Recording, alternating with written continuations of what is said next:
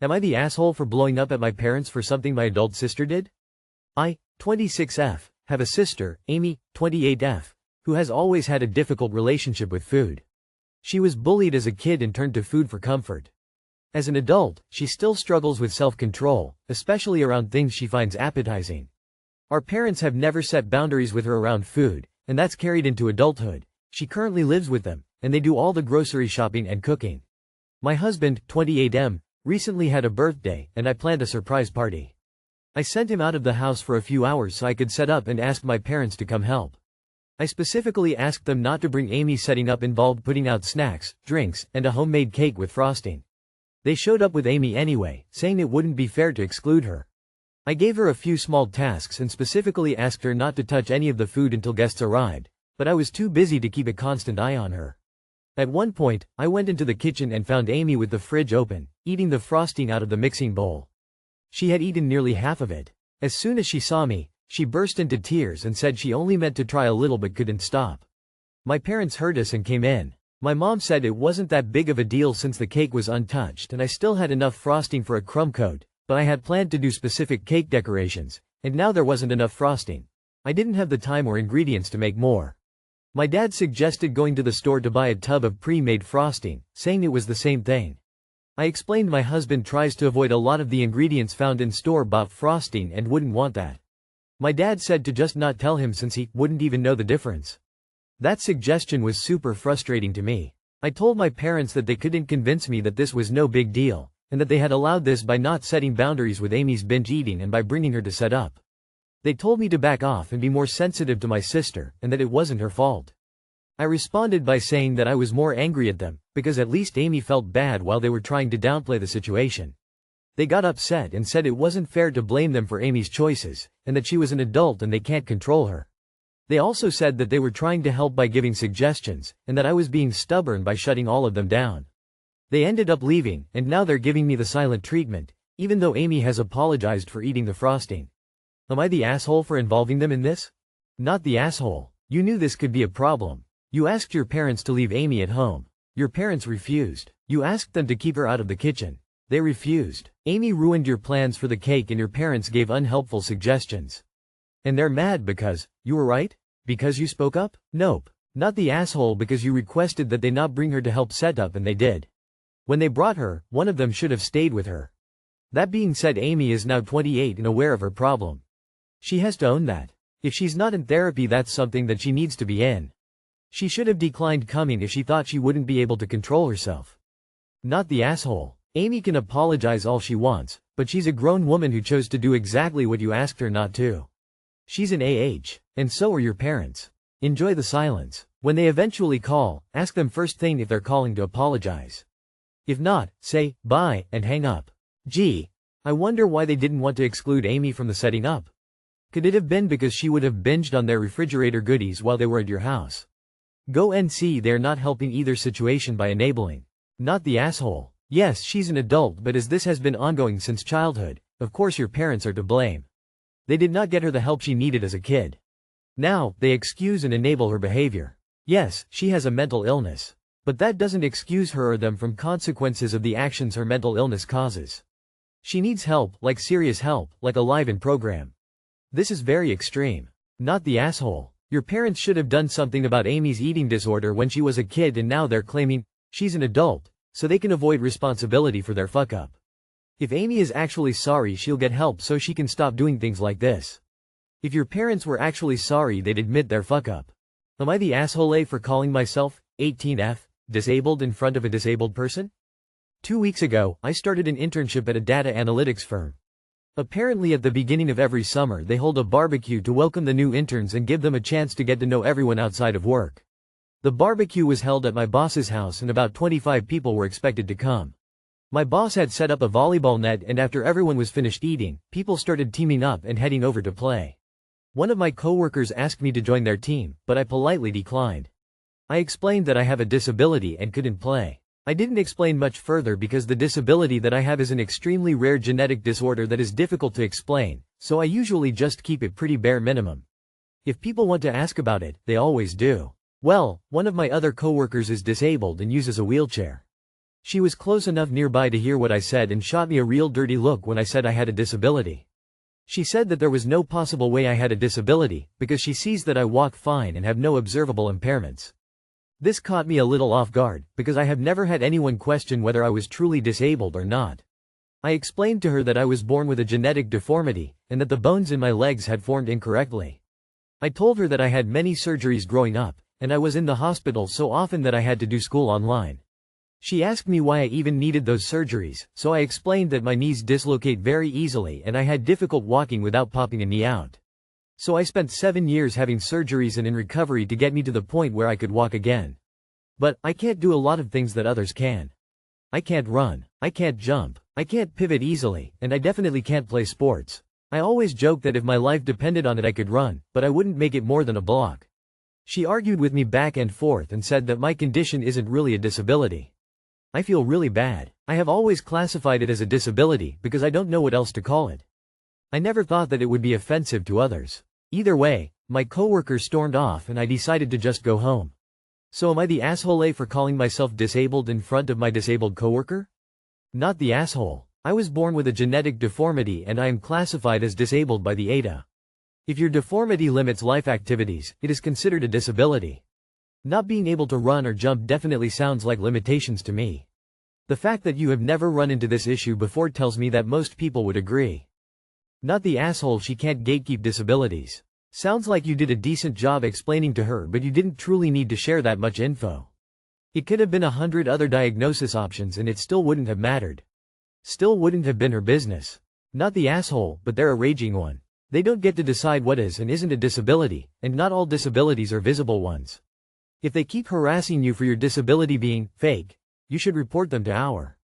Not the asshole, and you don't ever need to share that much information. That is private medical information she had no right to. You could have just said something along the lines of, some disabilities are invisible and I'm under no obligation to explain mine to you. Don't let them bully you. Good luck on your internship. Not the asshole. You have a legitimate disability, and your coworker needs to learn to mind her own business.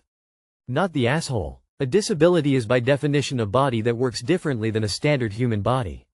Yours qualifies. Am I the asshole for not letting my friend borrow my car after how she returned it last time?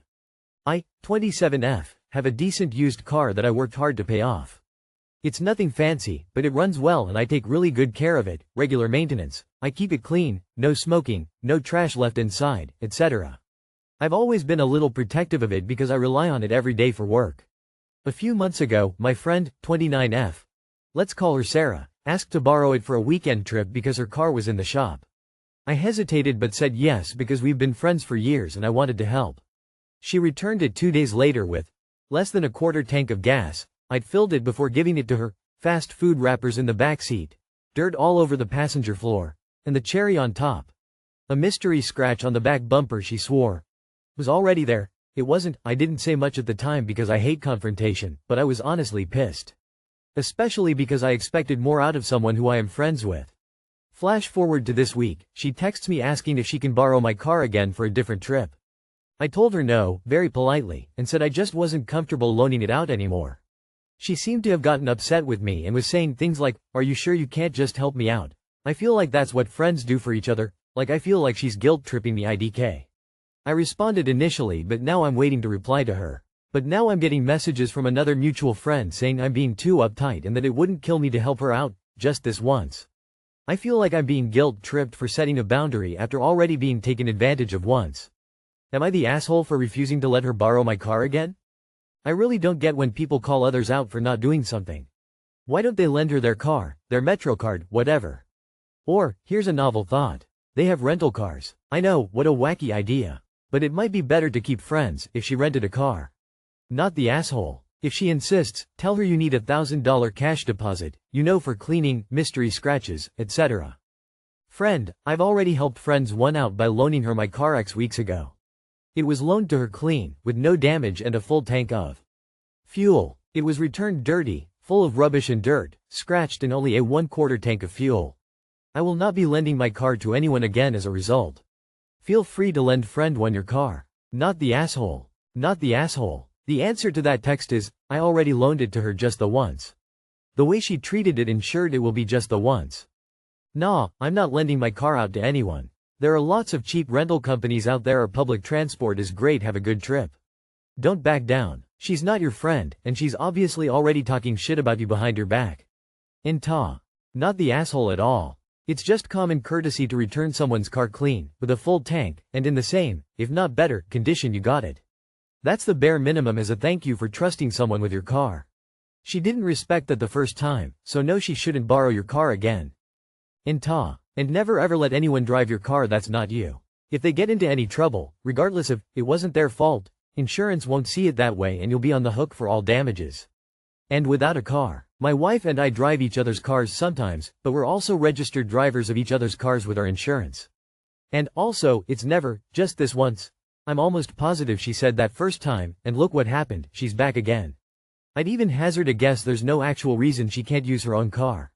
She just doesn't want to waste the gas. Am I the asshole for refusing to open my pool with OA safety gate? This has been a matter of contention for 3 years between myself, F36, and partner, M47. He inherited his family home 3 years ago, which includes a large 20 by 40 foot pool with a 10 feet deep end. The sliding glass door in the kitchen opens directly onto the pool area. For context, we have 2 kids together, age 5 and 3, and I brought 3 of my own into the relationship, 11, 12 and 17. Since we moved in, I have said the pool needs to be fenced in. The backyard itself is fenced in, so homeowners insurance grants a policy. But there is no gate, fence, anything between the house and the pool. The slider also grants access to our detached garage, which holds his office, and my oldest son's workshop. So the slider is utilized multiple times daily. Years 1 and 2, I got child-safe sliding door locks and alarms, trying to force everyone to go out the front door and around the house to access the garage. It didn't work. Partner would still utilize the sliding door. Older kids would go out that door to access the garage. Even forcing everyone out the front door isn't a full safe because a younger kid can still run around the house, through the garage or gate. Drownings happen fast. I get told, just watch them. Yes, obviously. Youngest 2 are also in year 2 of swim lessons. I don't feel comfortable without a gated pool, bottom line. Here's my am I the asshole? Question. This summer, I'm refusing to open the pool until a 6-foot fence with a locking gate is installed around the entire pool. My older kids are giving me grief that I'm ruining their summer. Partner has said he doesn't have time to install a fence, but won't hire anyone because no one can do anything as good as he can. #sarcasm. Family is upset they can't come swim. So, am I the asshole? Schedule an installation and be done with it. Stop fucking around and get your peace of mind back. Not the asshole, but I grew up in a desert state where kids drown in pools every year. You tried to come up with a system you were comfortable with, and nobody in the family stuck to it. They are constantly prioritizing their personal convenience above the safety of the younger 2. Partner and the kids can spend a weekend putting up the fence you want to get their pool privileges back. If they don't have time to do a super nice one to partner standards, there are plenty of temporary options that will secure the perimeter and can be removed in a few years when everyone's a bit older. Not the asshole. Hubby's had 3 years and couldn't get it done? That's on him. Not the asshole, but your big girl. You can call and hired someone to put up a fence. You don't actually need your husband to do it. Not the asshole. Hold firm on this one. Drowning is the #1 cause of death for children ages 1-4. It only takes a few minutes for a kid to be out the door, in the pool, and over their head, and it's going to be impossible for you to watch both the 3-yo and the 5-yo all the time. It is unrealistic for anyone to suggest that. Tell them to watch the kids for 6 hours and track how many times one of them is not in sight. Tell your older kids to ask their dad for a time when they can put up a fence together, or how they can start working on it while he's not there. Make it your husband's problem until he gets it fixed. Opening square bracket. Emily Kaiser's recent tragedy is your answer. Secure that pool for your toddler's safety.